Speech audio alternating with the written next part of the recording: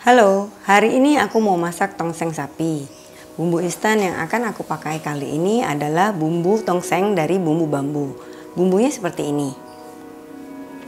Bahan-bahan yang sudah aku siapkan di sini ada 400 gram daging sapi, kemudian ada 2 buah tomat, ada kol nanti akan kita pakai seperlunya saja. Santan instan, ini aku pakai ukuran kecil, juga nanti akan kita gunakan seperlunya saja. Cabai rawit merah, ini sebanyak 10 buah, 6 siung bawang merah, 5 lembar daun jeruk, kemudian ada gula, ada garam, ada lada, kecap, dan kaldu jamur. Ini juga nanti akan kita gunakan seperlunya saja. Di sini aku sudah siapkan juga air sebanyak kurang lebih 500 ml. Untuk bumbu instannya sendiri kita hanya akan pakai satu saja. Oke, lanjut, aku akan segera ke proses pembuatannya. Untuk langkah awal aku akan potong-potong semua bahan-bahannya.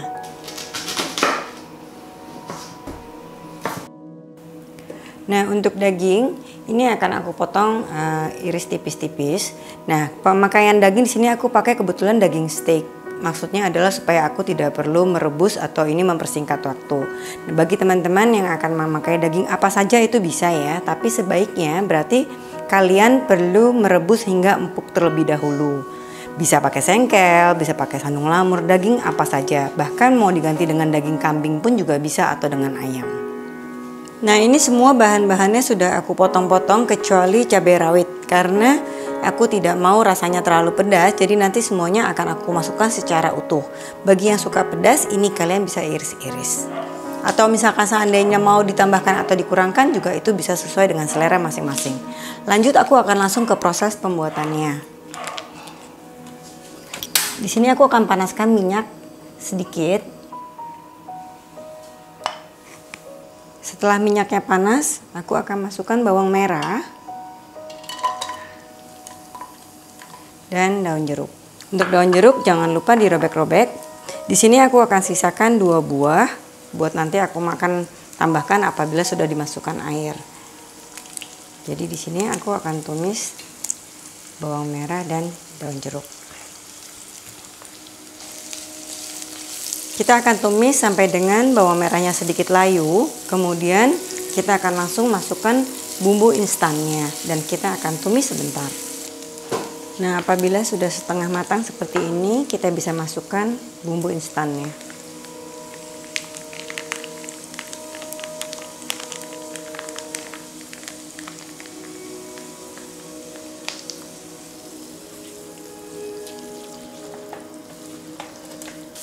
Nah, lanjut aku akan masukkan dagingnya.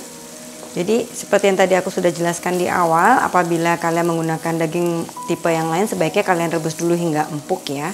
Nah, ini tentunya kalau ini kalian pakai daging yang lain, tentu dagingnya berarti sudah direbus baru dimasukkan ke bumbu dan diaduk rata sampai dengan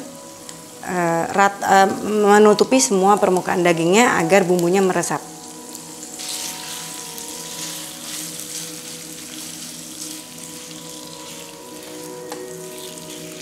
Nah, ini kita akan hanya tumis sebentar saja. Yang penting bumbunya merata dan meresap ke dalam daging. Lanjut aku akan masukkan cabai rawit. Untuk tomat dan kol itu akan kita masukkan terakhir ya.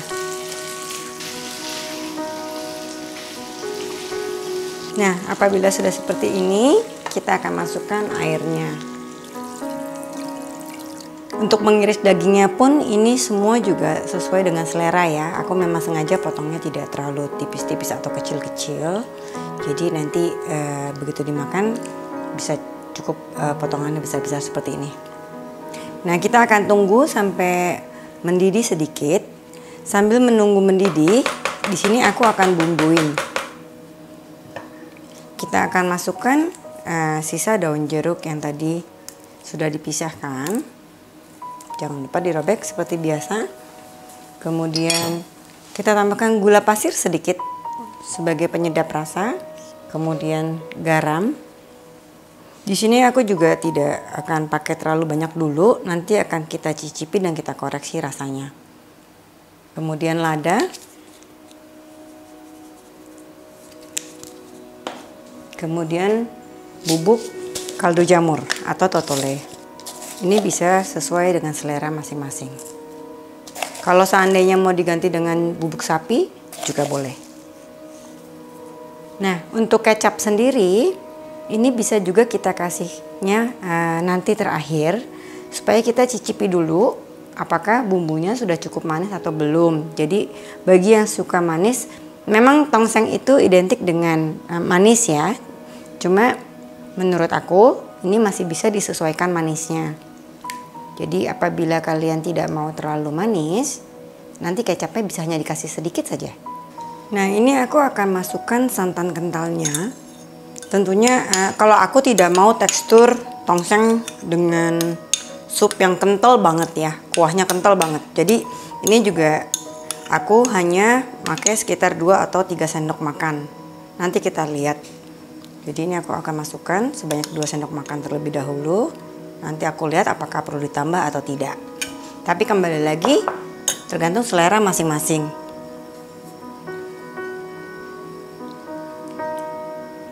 Nah, untuk sekedar tambahan informasi saja bahwa bumbunya ini cukup pekat ya. Jadi sebenarnya untuk bumbu satu bungkus ini kalau kalian lihat ini tekstur kuahnya ini cukup pekat. Jadi kalau memang nanti ditambahkan santannya terlalu banyak, ini akan jadi kental sekali gitu. Sementara kalau aku untuk tongseng itu tidak suka dengan tekstur yang terlalu kental. Nah, aku rasa 2 sendok makan itu cukup, jadi aku tidak akan tambahkan lagi santannya. Lanjut aku akan tambahkan kecap. Nah, ini aku tidak akan masukkan terlalu banyak ya, supaya tidak terlalu manis.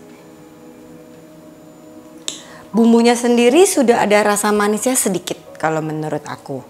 Jadi penggunaan kecap ini juga bisa disesuaikan seperti selera masing-masing ya. Nah, ini aku akan masak hingga mendidih.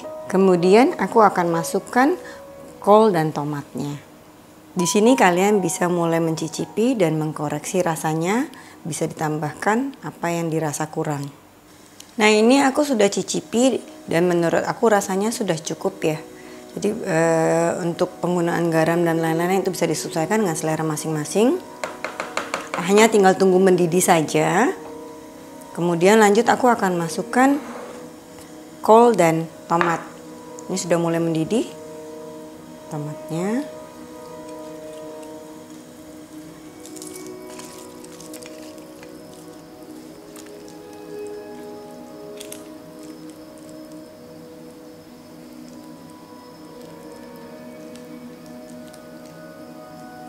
Nah, cukup seperti ini saja. Jadi jangan sampai terlalu lama supaya si kolnya itu tidak bonyok ya. Oke, apabila sudah mendidih seperti ini, berarti menandakan bahwa tongseng sapi kita sudah jadi. Nah, sentuhan terakhir aku akan taburkan dengan bawang goreng. Seperti ini. Nah, ini dia. Tongseng sapi kita sudah jadi. Semoga bermanfaat dan selamat mencoba. Terima kasih.